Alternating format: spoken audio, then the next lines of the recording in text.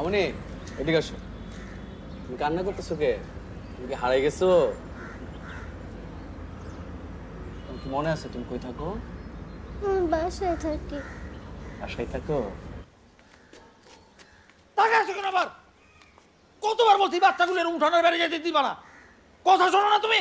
ওরা তো খেলছিল। আরে খেল, উঠানের মধ্যে খেলতে কি হয়? এখন এখন আমি ভাইকে কি জবাব দেবো?